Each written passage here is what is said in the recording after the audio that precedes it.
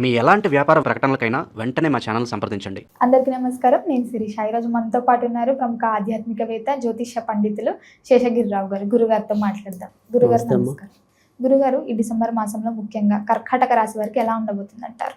తప్పకుండా. కర్కాటక రాశి వారికి అయితే కనుక గత 2-3 నెలలుగా బాధపడుతున్నవి కానీ, ఇబ్బంది పెడుతున్న సమస్యలు కానీ ఏమైనా ఉంటే కనుక వాటి నుంచి నెమ్మదిగా బయటకు వచ్చే అదృష్టం ఈ నెలలో కర్కాటక రాశి వారికి ఎక్కువగా కనపడుతుంది.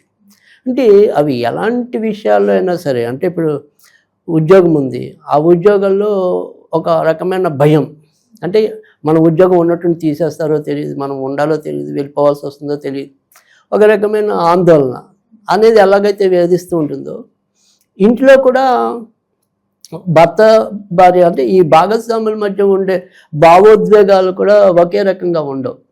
సో సడన్ ఎమోషన్స్ అనేది వీళ్ళకి ఎక్కువగా ఇబ్బంది పెట్టడం అనేది ఉంది. తర్వాత ఇప్పటికీ వీళ్ళు ఏదైనా సరే తల్లులు అవ్వచ్చు, తండ్రులు అవ్వచ్చు, అంటే వాళ్ళ సంతాన విషయంలో కూడా కొంత ఇబ్బంది పడటం అనేది, ఏదో రకమైన వాళ్ళకి అనారోగ్యాలు ఉండొచ్చు, ఈ చదువుల్లో వాళ్ళు నిలకడగా లేకపోవటం అనేది ఉండొచ్చు, అల్లరి ఎక్కువ చేస్తూ ఉండటం, ఇలా ఎలా చూసుకున్నప్పటికీ కూడా ప్రతి విషయంలో కూడా ఏదో రకమైన కలవరపాటు అనేది వీళ్ళకి ఉంది.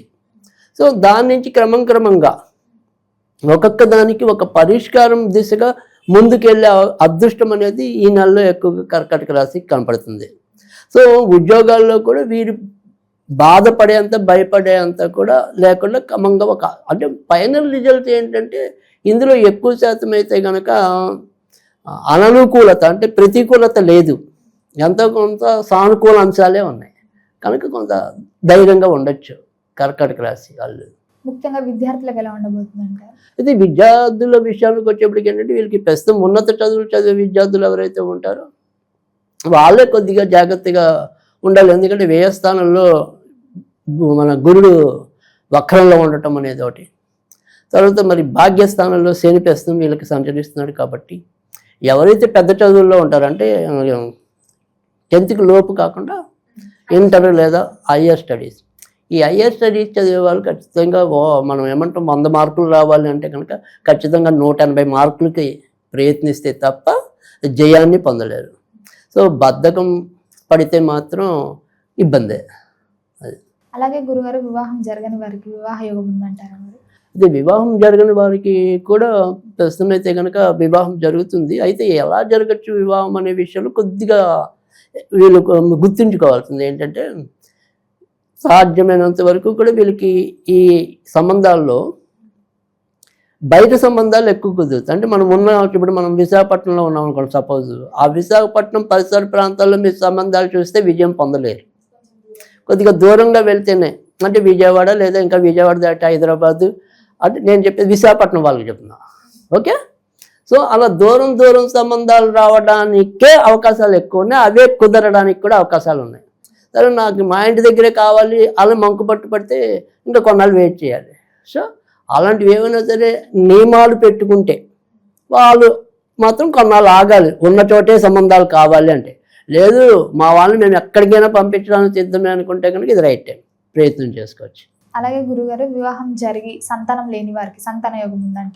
ఖచ్చితంగా సంతాన పరంగా కూడా ఇప్పుడు మంచి స్థితి, ముఖ్యంగా వీళ్ళ సంతానకారకుడు 6వ ఇంట్లోకి ప్రవేశించడం అనేది ఇప్పటికే అంటే డిసెంబర్ 7 నుంచి జరుగుతుంది కనుక డిసెంబర్ 7వ తారీఖు నుంచి ఖచ్చితంగా సంతానానికి కూడా చాలా మంచిది.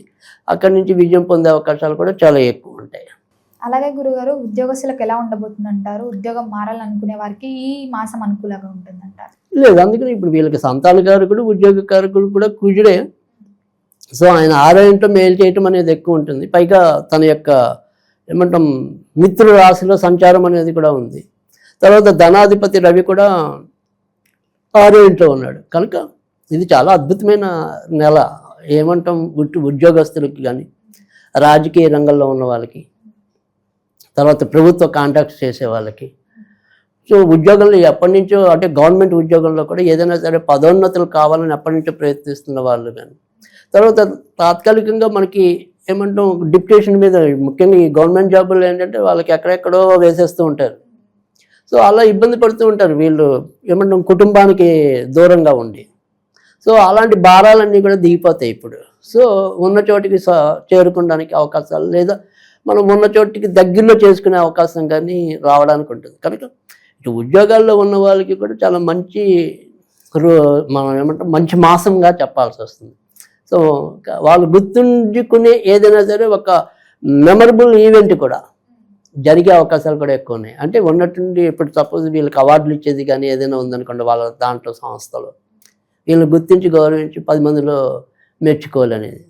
సో బాగుంది. ఈ నెలలో ఉద్యోగస్తులకి అయితే కనుక కర్కాటక రాశి వాళ్ళకి బాగుంది. అలాగే గురుగారు ఈ కళాకారులకి సినీ రంగాల వరకు ఎలా ఉండబోతుంది అంటారు?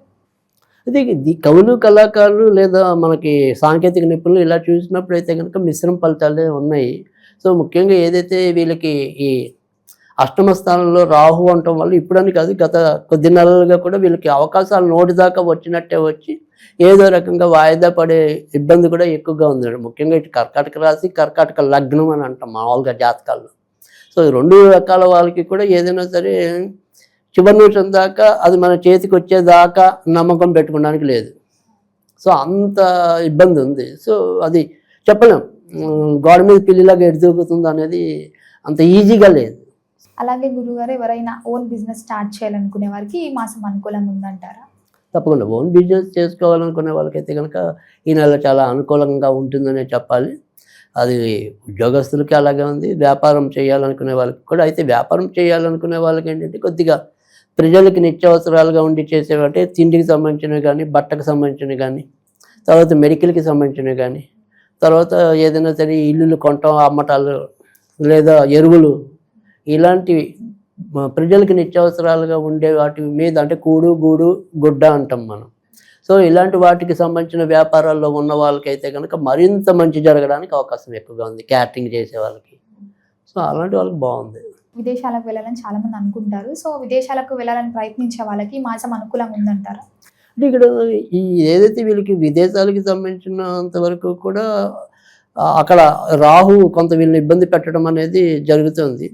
అయితే ఈ ఉన్నత ఏమంటాం ప్రయాణాలు అంటే బాగా దూర ప్రయాణాలు ఏవైతే ఉంటాయి అలాంటి ప్రయాణాలకి ఇప్పుడు కొద్దిగా మళ్ళీ గురుడు చేరుకోవటం అనేది అంటే వ్యయస్థానానికి చేరుకున్నాడు కాబట్టి కొంత వెళ్ళడానికి అయితే అవకాశం ఉంటుంది. కాకపోతే ఇక్కడ మనం 2 గుర్తుంచుకోవాలి. విదేశాలకి వెళ్ళటం అనేది ఒకటి, వెళ్ళాక అక్కడ మనకి బాగుండటం అనేది ఇంకోటి. తర్వాత మళ్ళీ ఇందులో కూడా మళ్ళీ 2 రకాల వాళ్ళు ఉన్నారు. అంటే విద్యార్థిగా వెళ్ళి అక్కడ ఏదో ఉద్యోగం చేయాలని ప్రయత్నించే వాళ్ళు ఇంకో రకం. కానీ మనం అనేది ఏంటంటే బాగా అవసరమైతే తప్ప విదేశీ ప్రయాణాలు పెట్టుకోవద్దు. ఓకే మీకు సక్సెస్ ఉండొచ్చు, ఇక్కడి నుంచి మీరు వెళ్ళగలుగుతారేమో, కానీ అక్కడ బాగుండదు. అక్కడ వెంటనే మీరు అనుకున్నంత తొందరగా ఉద్యోగం రాదు. సో మన వాళ్ళు ఎదురు డబ్బులు ఇచ్చి వాళ్ళు మేపాల్సి వస్తుంది. సో అలాంటి స్థితి ఎందుకు? ఓకే బయటకు మటుకు చెప్పుకుంటారు మా పిల్లాడు విదేశాలకు వెళ్ళారు లేదా నేను విదేశాలకు వెళ్ళాను, కానీ అక్కడికి వెళ్ళాక ఏం చేశానంటే ఆన్సర్ ఉండదు. సో వాళ్ళకి ఆందోళన మనకి ఆందోళన. కనుక తప్పనిసరి అయితే ప్రయాణాలు పెట్టుకోండి, కానీ లేదు అక్కడ మనకి బ్యాక్ బోన్గా ఖచ్చితంగా వాళ్ళు ఉంటారు అనుకుంటే వెళ్ళండి తప్ప ఏదో గాలిలో దీపం పెట్టి మటుకు వెళ్ళొద్దు, ఇబ్బంది పడతారు. ముఖ్యంగా గృహయోగం ఉందంటారా గురుగారు? గృహయోగం అయితే ఖచ్చితంగా మంచి పరిస్థితి అయితే ఉంది. ఎందుకంటే వీళ్ళకి గృహాలకి సంబంధించిన కారక గ్రహం కూడా ప్రస్తుతం సచేతనంలోనే ఉంది. కనుక వాటికి సంబంధించిన ప్రయత్నాలు గృహ మార్పుల కోసం కానీ లేదు మనం ఏదైనా సరే అంటే ఇల్లు కొనుక్కోవటం అమ్ముకోవటం అలాంటి విషయాల్లోనే కాకుండా ఇప్పుడు కొంతమంది ఎప్పటి నుంచో అద్దెలకైనా మారుదాం అనుకుంటే ఆ పని కూడా అవని వాళ్ళు ఉంటారు కొంతమంది. సో మనకి కన్వీనియంట్గా ఇల్లు దొరకపోవటం లేదా అద్దెలు మనం భరించలేకపోయేలాగా ఉండటం. సో ఇలాంటి వాటిల్లో కూడా వీళ్ళకి కొంత పరిష్కారం ఖచ్చితంగా కొన్ని మార్పులకి అనుకూలంగానే ఈ నెల నడుస్తుంది ఈ యొక్క కర్కాటక రాశికి. అలాగే గురుగారు ఆరోగ్యపరంగా ఎలా ఉండబోతుంది అంటారు? ఎలాంటి జాగ్రత్తలు? తప్పకుండా ఆరోగ్యపరంగా మాత్రం చిన్న చిన్న ఇబ్బందులు రావటం. ఎందుకంటే ఇటు రాహు అష్టమ స్థానంలో ఉన్నాడు కాబట్టి ఎంతసేపు కూడా కొద్దిగా ఊపిరితిత్తులకు సంబంధించిన రావటం, శ్వాస అదే ప్రాబ్లం ఒకటి. లేదంటే ఈ డస్ట్ ఎలర్జీ ఇలాంటి వాటి వల్ల అప్పటికప్పుడు మనకి ఇబ్బంది పడటం. సో ఏదైనప్పటికీ కూడా ఈ ఎలర్జీ వాటి మీద వచ్చేవి ఎక్కువగా ఉంటాయి. తర్వాత మరి అష్టమాధిపతి భాగ్యస్థానంలో ప్రస్తుతం శని సంచరిస్తూ ఉండటం వల్ల కూడా వెన్ను గుంజుతూ ఉండటం అనేది కానీ మోకాళ్ళు పడుకున్నాక రాత్రులు ఉన్నటువంటి పాదాల్లో నొప్పులు వస్తూ ఉండటం ఇలాంటివి ఉంటాయి. సో ఏమంటాం వైద్యుడికి చూపించేంత పెద్ద రోగాలు కాదు, బట్ ఇలా ఏమంటాం అసౌకర్యం అనేది అయితే ఉంటుంది. ముఖ్యంగా గురుగారు ఈ కర్కాటక రాశి వాళ్ళు ఈ మాసం అంతా ఏ దైవాన్ని పూజించమంటారు, ఎలాంటి పరిహారాలు చేసుకోవచ్చు అంటారు, వీళ్ళు ఏదైనా ప్రారంభించాలంటే ఏ రోజున అనుకూలం అంటారు? తప్పకుండా వీళ్ళకైతే కనుక ఈ నెలలో సోమవారం, మంగళవారం, గురువారం ఎక్కువగా కలిసి వచ్చే రోజులుగా మనం చెప్పాల్సి. అయితే ఇంక ఏ దేవుణ్ణి ఎక్కువగా వీళ్ళు పూజిస్తే ఇంకా బాగుంటుంది అనుకుంటే కనుక లక్ష్మీదేవిని పూజించినట్టయితే కనుక చాలా చక్కటి ఇంటి వాతావరణంలో కూడా మంచి మార్పులు రావటం అనేది, తర్వాత ఏదైనా సరే వాళ్ళకి గృహ స్వప్నం అనేది ఏదైనా ఉంటే కనుక అది నెరవేరబట్టడానికి కూడా అవకాశాలు ఉంటాయి. కనుక లక్ష్మీదేవిని పూజించుకోవటం అనేది, తర్వాత కొద్దిగా శుక్రవారాలు అప్పుడప్పుడు లక్ష్మీదేవికి ఏదైనా సరే పాల పదార్థాలు ఏదైనా సరే నివేదన చేసినట్టయితే కనుక మంచి ఫలితాలు రావడానికి ఉంటుంది. ఇక ఈ నెలంతా కూడా వీళ్ళు నల్లటి నలుపు రంగుకు కొద్దిగా దూరంగా ఉంటే మంచిది. గురుగారు మొత్తం మీద ఈ డిసెంబర్ మాసంలో కర్కాటక రాశి వారికి ఎలా ఉండబోతుంది, ఎలాంటి జాగ్రత్తలు తీసుకోవాలి, ఏ దైవాన్ని పూజించాలి తెలియజేసినందుకు ధన్యవాదాలు.